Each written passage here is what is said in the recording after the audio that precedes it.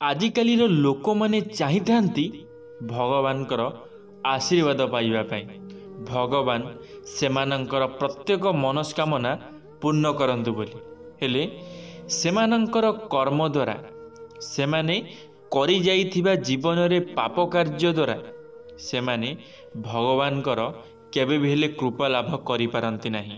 हेले लोक माने कौन कहती कि मो जीवन रे किछि भी पाप करी नाही, मो जीवन रे मु किछि भी भूल कार्य करी नाही, किंतु भगवान मो डाक शुणु नाहांती। भगवान को मु एते डाकुछि हेले भगवान मो दुख शुणु नाहांती। भगवान मो कष्ट दूर करू नाहांती। भगवान केमिति तुम कष्ट दूर करिवे? तुमे कौन भल कार्य करिछ? तुमे कौन लोक मानकु साहाय्य सहयोग करिछ? तुमर मन रे कौन भल चिंताधारा अच्छी? तुमे माने सबुबेल पई लोकंक प्रति खराब चिंताधारा करुछ, जहा द्वारा कि तुमे माने दुख पाउछ। जेबे जीवन रे भल कार्य करिव, भल कर्म करिव, सेतमळे जाई तुमको सफलता मिलिब, सेतमळे जाई भगवान तुमको सहाय हेबे। सांग माने मु विश्वजीत आपण मानकु स्वागत करुछि मोर एक नुआ भिडियो रे। यदि भिडियोटी आपण मानकु भल लागिबो लाइक टे निश्चित भाव में करदेवे। सांग माने आजिर भिडियोटी हेउची भक्त मानकु सोमवार दिन एही कार्य करिबा आवश्यक।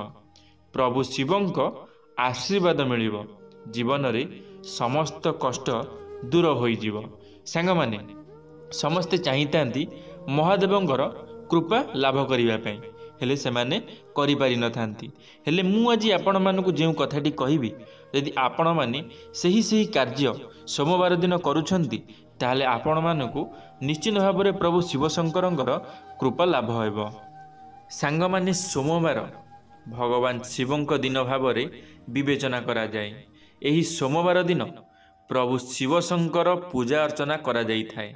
एहा व्यतीत जदि चंद्र ग्रह सहित जड़ित किछि उपाय करा जाए तो तेबे एहा शुभ फलाफल देई थाए।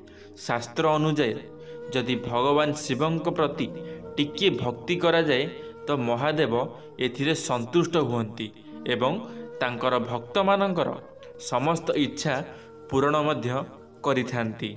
यदि आपण भगवान शिवंक आशीर्वाद पाहिबाकु चाहुचंती ताहाले एथिपाई सोमवार अत्यंत शुभ बोली विवेचना करा जाए। जदि आपण सोमवार भगवान शिवंकु पूजा करिबा सहित चंद्र ग्रह सह जड़ित किछि प्रतिकार करंती तेबे आपण आपणक जीवन रे शुभ फलाफल निश्चित भाव में पाइबे। ताहाले आसंतु जानिबा जेउ विशेष उपाय द्वारा आमे सोमवार प्रभु शिवंक कृपा पाई परिबा। सोमवार दिन प्रभु शिवशंकर विशेष पूजा अर्चना करा जाए एवं प्रभु शिवंकर जलरे अभिषेक करा जाए। यदि आपण प्रभु शिवशंकरंकर जलाभिषेक करुछंती ताहाले एही समय मध्यरे आपणଙ୍କୁ किछि तिल मिसाई 11टी बेलपत्र सहित प्रभु शिवंकु अर्पण करंतु। आपण एथिरु विशेष लाभ पाइबे।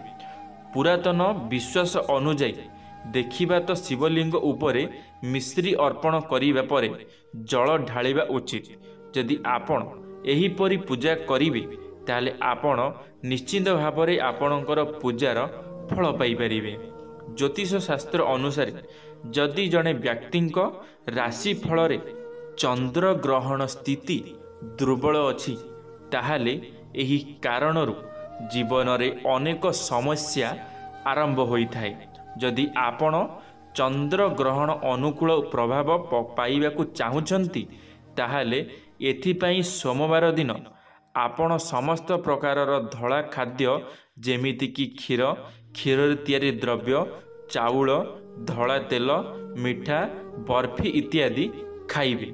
सांगमानी यदि आपणकर राशिफल रे चंद्रग्रहण स्थित दुर्बल अछि ताहाले आपण माने दयाकरी धला जिनिस खातु नाही। जेमिति कि धला जिनिस कहले आमर क्षीर रे जहाँ सब बनुछि, आमर धला तेल हेउ, धलारे जहाँ आपनकु धला देखा जाउतिबो से जिनिस आपण माने खाइबे नाही। जदि आमे पुराण मान्यता अनुसारे देखिबा तो सोमवार दिन यदि आपण एक धला गाई को ରୁଟି ଏବଂ ଗୁଡ଼ ଚିନି ଖାଇବାକୁ ଦେବେ ତାହେଲେ ଜୀବନର ସମସ୍ତ ପ୍ରକାର ସମସ୍ୟା ଦୂର ହୋଇଯାଏ। ଶାସ୍ତ୍ର ପୁରାଣରେ ଗାଈ ମାତାଙ୍କୁ ଅତ୍ୟନ୍ତ ମହତ୍ତ୍ୱପୂର୍ଣ୍ଣ ବୋଲି ମନାଯାଏ। କୁହାଯାଏ ଯେ ଯେଉଁ ସ୍ଥାନରେ ଗାଈ ମାତା ବସିଥାନ୍ତି ବସିଥିବା ସ୍ଥାନ ପବିତ୍ର ହୋଇଯାଏ। ହିନ୍ଦୁ ଧର୍ମରେ ଗାଈ ମାତାଙ୍କୁ ମଧ୍ୟ ପୂଜନୀୟ ବୋଲି ମନାଯାଏ। ସାଙ୍ଗମାନେ ଆପଣମାନେ ଜାଣିଥିବେ ହିନ୍ଦୁ ଧର୍ମରେ ଗୋମାତାଙ୍କୁ ବହୁତ ପୂଜା କରାଯାଏ। ଗୋମାତାଙ୍କୁ ନିଜର ମା ବୋଲି ଲୋକମାନେ ମାନିଥାନ୍ତି। ସେହିଭଳି ଯଦି ଆପଣମାନେ ଦେଖୁଛନ୍ତି କେଉଁ ଜାଗାରେ ଆମର ଗୋମାତା ଶୋଇଛନ୍ତି ତାହେଲେ ସେ ଜାଗା ଆମ ପାଇଁ ପବିତ୍ର। ସେ ଜାଗାରେ ଆମେ ଯାହା ବି କାମ କରିବା ଆମ ପାଇଁ ଶୁଭ ହେବ। ଯଦି କୌଣସି ବ୍ୟକ୍ତିଙ୍କର ଧନ ପ୍ରାପ୍ତି କରିବାକୁ ଇଚ୍ଛା ଥାଏ ତାହେଲେ ଏଥିପାଇଁ ସୋମବାର ଦିନ ଅଟା ଗୋଳି କରି ମାଛମାନଙ୍କୁ ଖାଇବାକୁ ଦିଅନ୍ତୁ। ଏହି ପ୍ରତିକାର କରିବା ଦ୍ୱାରା ଶୀଘ୍ର ଧନ ପ୍ରାପ୍ତି କରିବାର ସମ୍ଭାବନା ଥାଏ। ଏହା ବ୍ୟତୀତ ଯଦି ଆପଣ ଏହି ଦିନ ପୂଜା ଅର୍ଚ୍ଚନା କରନ୍ତି ତାହେଲେ ଏହା ଭଗବାନ ଶିବଙ୍କ କୃପା ସହିତ ଚନ୍ଦ୍ରଗ୍ରହଣ ସମ୍ପୂର୍ଣ୍ଣ ପ୍ରଭାବକୁ ସମାପ୍ତ କରିବେ।